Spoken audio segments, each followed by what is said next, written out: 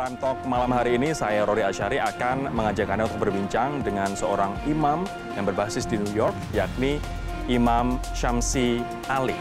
Nah, beliau merupakan imam dari Jamaica Muslim Islamic Center di Amerika Serikat, tepatnya di New York, dan merupakan pendiri pondok pesantren pertama dan satu-satunya di Amerika Serikat. Nah, saya lagi nunggu Pak Syamsi untuk hadir di Masjid At-Taqwa ini. Kita akan menantikan bersama-sama.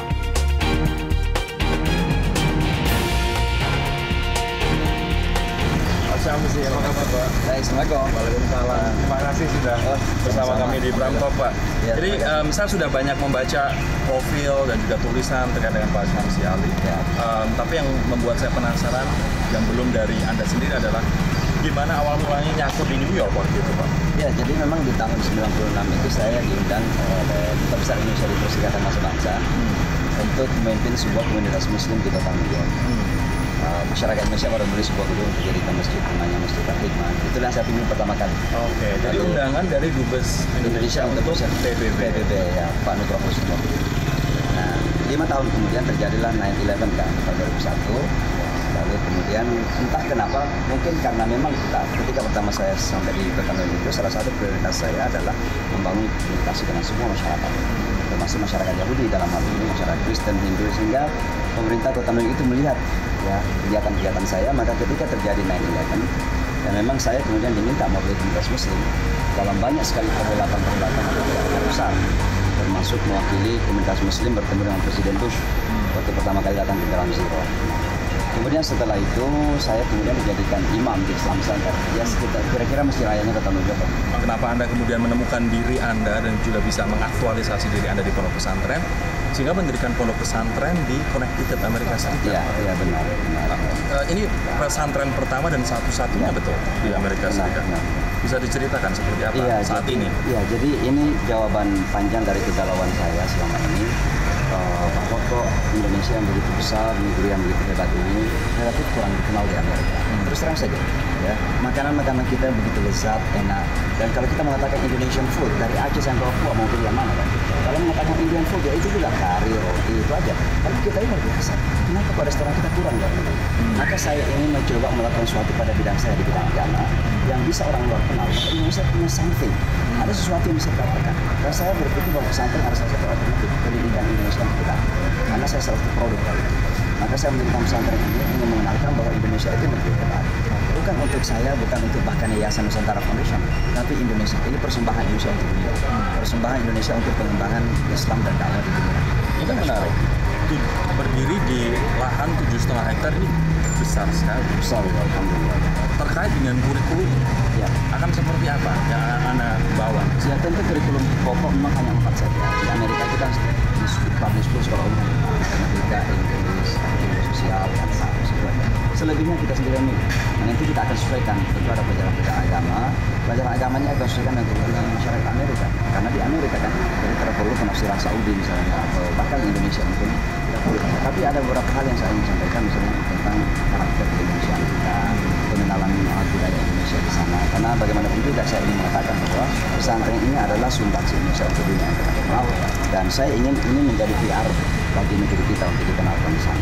Ini didirikan tahun 2000. Baru tahun 2018, baru sekali. Baru sekali ya, artinya hampir 2 tahun. Saat ini operasionalnya sudah mulai. Sudah ada kegiatan, tapi belum full pesantren. Jadi kita ada pesantren musim panas, ada tahfiz Al-Quran, kemudian ada kegiatan komunitas outreach khususnya mengenalkan Islam pada tangga-tangga kita supaya mereka tidak takut.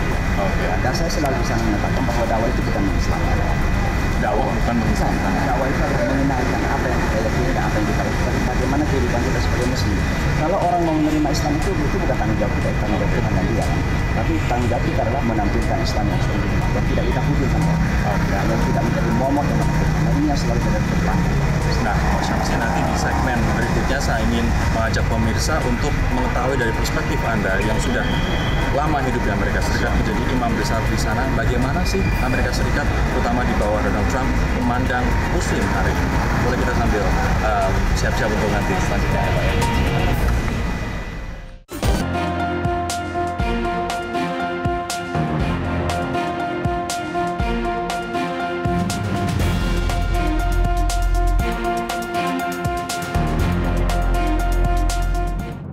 sempat berbincang sedikit terkait dengan pondok pesantren yang Anda dirikan di Connecticut, Amerika Serikat, Inka, Nusantara Madani. Nah, tapi saya ingin mungkin menggali sambil kita boleh berjalan, Pak.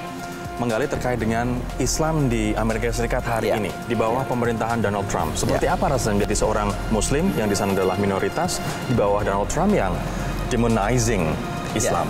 Saya kira saya ingin jujur ya bahwa memang kita menghadapi tantangan-tantangan, ya Islamofobia juga semakin meninggi. Tapi bagi kami sudah memiliki pelajaran sejak 9/11 kan. Jadi Islamofobia ini memang bukan sesuatu yang baru di Amerika Serikat. Apalagi dengan terpilihnya seorang politisi yang cukup radikal dari kalangan white supremacy, ya Donald Trump.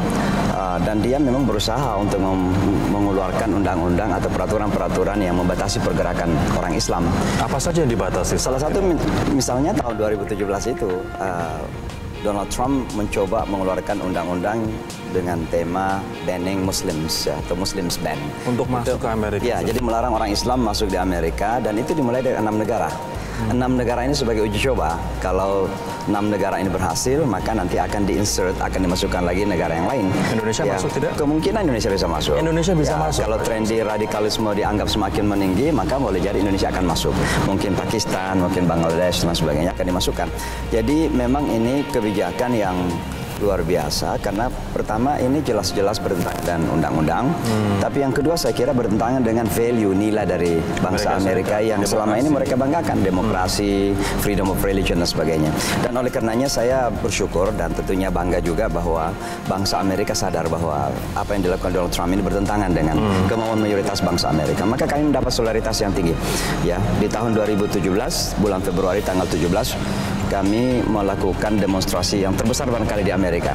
Isinya siapa saja itu demonstran? Lebih 10.000 orang keluar ke jalan-jalan di Times Square, kebanyakan non-Muslim. Boleh saya katakan 90% lebih non-Muslim keluar ke jalan-jalan mengatakan, today I'm a Muslim too. Hari ini saya juga Muslim. Artinya kalau Anda larang orang Islam masuk Amerika, larang dulu saya. Dan itu banyak Yahudi, Kristen, Hindu, Buddha semua keluar untuk memberikan support kepada kami. Jadi secara singkat saya kira memang kita menghadapi tantangan-tantangan, tapi juga pada saat yang sama kita mendapatkan simpati, dukungan dari masyarakat luas Amerika, dan itulah hebatnya saya kira Amerika. Hal yang menarik dari Pak Ustadz Syamsi adalah mengajarkan Islam yang moderat, Islam yang bisa bergandengan tangan dengan modernitas khas Barat, dengan relevansi dunia saat ini, bahkan menggunakan metode-metode yang misalnya Anda mengizinkan orang untuk bermain musik di halaman atau basement masjid begitu. Apakah ini juga mendapatkan tantangan, Pak, dari pemeluk Islam yang konservatif di Amerika Serikat? Ya, saya kira sudah pasti ya, karena ada asumsi yang mengatakan bahwa Islam yang kita sampaikan ini kan Islam yang sesungguhnya menurut mereka ya kurang sejalan dengan ajaran Al-Quran dan Sunnah. Ragam penafsiran itu sangat mungkin dalam Islam, bahkan dianjurkan oleh Rasul gitu. Maka saya ingin menyampaikan kepada dunia Barat dan Amerika khususnya bahwa jangan lagi Islam itu selalu difahami dengan pemahaman hanya Timur Tengah atau Afghanistan yang Taliban. Justru kita di Indonesia ini yang menggambarkan Islam yang sesungguhnya. Kalau berarti sesungguhnya itu Islam itu kan berkemajuan. Islam itu kan memang moderat. Jadi saya bukan membuat sesuatu yang baru. Islam itu memang moderat. Kalau ada memahami Islam dibalik dari moderasi, salah paham tentang Islam itu. Karena dalam segala aspeknya Islam itu moderat. Nah, itu yang kita sampaikan di Amerika. Maka modal keislaman dan keindonesiaan yang kita sampaikan di Amerika ini, saya selalu mengatakan ini impian dunia. Karena ini stigma yang terbalik dari apa yang dipahami tentang Islam, yang tidak menghormati wanita, tidak toleran kepada minoritas, tidak ada demokrasi, tidak ada kebebasan. Nah, ini semuanya kita harus balik. Dengan apa? Dengan perilaku kita, dengan keteladanan kita. Artinya ini momentum untuk Indonesia bisa punya pengaruh jauh lebih besar dan juga untuk membuktikan bahwa Islam dan demokrasi bisa jalan berjalan. Dan itu keunikan yang dimiliki oleh Indonesia, hampir tidak dimiliki oleh negara manapun. Bahwa di Indonesia ini yang namanya demokrasi dan Islam itu sejalan senyawa, tidak perlu dipertentangkan. Selalu saya mengatakan keislaman dan kebangsaan itu adalah satu nyawa dan tidak bisa dipertentangkan. Semakin kita Muslim, semakin kita berbangsa dan semakin kita loyal kepada bangsa, kita juga bisa menjadi Muslim yang baik. Oke, terima kasih Pak Ustaz. Nah, saya sekarang sudah di American University Place Jakarta. Saya akan mewawancarai kembali Ustaz Syamsi Ali yang saat ini berada di tempat ini untuk tadi memberikan presentasi dan juga bahasan Islamic Education in the US. Dan sekarang masih di dalam, kita akan tunggu nanti jeda kita ngobrol lebih lanjut.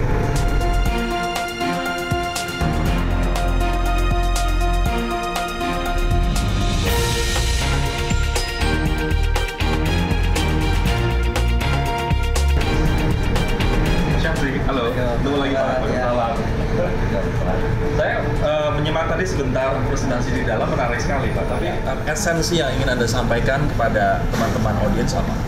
Ya saya kira hal yang terpenting adalah ingin menyampaikan bagaimana relasi antar segmen masyarakat yang ada di dunia kita dan sudah di Amerika, bahwa yang namanya perbedaan-perbedaan ini kan sesuatu yang alami sih dalam kehidupan. Itu sesuatu yang unavoidable, sesuatu yang nggak bisa kita hindarkan, bahwa kita pasti ada perbedaan-perbedaan. Ya, apakah itu karena suku, apakah itu warna kulit, budaya, termasuk juga agama, tentu sesuatu yang sangat wajar dan alami sebagai dalam kehidupan kita. Nah, saya kira itu bukan suatu permasalahannya. Permasalahannya adalah apakah kita mampu kemudian memanage, ya, mungkin dalam bahasa yang lebih dikenal di Indonesia, menganyam keragaman itu. Tantangannya ada di situ sebenarnya. Nah, ngomong-ngomong soal keragaman dan juga tantangannya, LSI, Lembaga Survei Indonesia, di September lalu tahun 2019 mengeluarkan sebuah survei yang mengatakan bahwa intoleransi di Indonesia meningkat. Apa pendapat Anda soal itu, Pak Ustadz? Ya, saya kira begini, ini bukan hanya fenomena yang terjadi di Indonesia, tapi sekarang ini memang sedang menaiknya apa yang disebut dengan nationalist tendency di berbagai negara. Populisme juga. Ya, populisme yang terjadi, misalnya di negara-negara Eropa, bahkan ada yang keluar dari Uni Eropa karena merasa bahwa kita sudah bisa berdiri dan sebagainya. Padahal sekarang dunia kan dunia global. Saya kira kalau kita ambil ke konteks Indonesia, kita ini kan punya Pancasila dan undang-undang yang menjadi common ground kita. Itu menjadi dasar kita bersama dalam hidup publik kita. Maka saya kira kita harus merujuk kepada undang-undang. Secara konstitusi, semua orang di Indonesia ini punya hak untuk menduduki posisi politik. Apakah itu presiden, apakah itu kepala daerah. Karena sesungguhnya yang menjadi master tuan dalam sebuah kehidupan publik kita adalah konstitusi. Maka kalau kita sudah sepakat bahwa Pancasila dan Undang-Undang Dasar adalah common ground kita, basis kita dalam bernegara, maka kita ikuti saja. Walaupun kita tidak bisa hindari, ada kecenderungan yang disebut dengan social solidarity. Terkadang ada orang yang cenderung kepada kelompoknya sendiri, saya kira itu bukan sesuatu yang salah, yang penting jangan mengorbankan kepada kepentingan bersama. Nebeng ngobrol ya. Pak, tapi ketika pilkada lalu kemudian banyak yang mencampur adukan antara ya pemimpin politik, pemimpin negara harus seagama dengan saya. Apakah itu bisa apakah Anda setuju dengan pendapat itu? Dan bagaimana ketika itu Anda melihat dalam konteks di Amerika Serikat? Saya kira tidak demikian. Agama itu kan pertama memang sebuah pilihan individu. Agama itu menjadi basis moral dalam kehidupan kita, baik individu maupun publik. Tapi jangan kemudian membatasi kita dalam kehidupan publik kita, karena kita dalam bernegara itu kan memang sangat agam, apalagi di Amerika misalnya. Amerika itu semua manusia ada, semua ras ada, semua etnis ada, semua agama ada. Dan saya kira konstitusi kita yang menjadi basis dalam kehidupan, dalam relasi antar kita. Jangan kita mengatakan karena saya Muslim saya tidak mau Kristen, karena saya Kristen saya tidak mau Muslim. Yang penting kita punya kepentingan bersama. Saya kira bagaimana sebuah negara itu bisa kita bangun bersama-sama. Ada common ground yang kita jadikan. Common ground yang pertama untuk konstitusi, ya. Maka di Amerika ini yang menjadi master itu kan undang-undang dasarnya, ya. Bahkan presiden pun tidak harus sejalan dalam hukum. Tidak boleh ada pengistimewaan, kan. Dan oleh karenanya saya kira agama juga tidak boleh menjadi pengistimewaan di dalam menentukan pilihan. Agama tidak boleh menjadi pengistimewaan untuk menentukan pilihan. Walaupun memang kita tidak boleh juga mengatakan, ya silahkan saja kalau ada sentimennya, tapi sentimen itu jangan kemudian menghalangi kepentingan bersama. Ada kepentingan lebih besar. Terima kasih. Terima kasih banyak telah bergabung di kantor Mohon. Terima kasih banyak.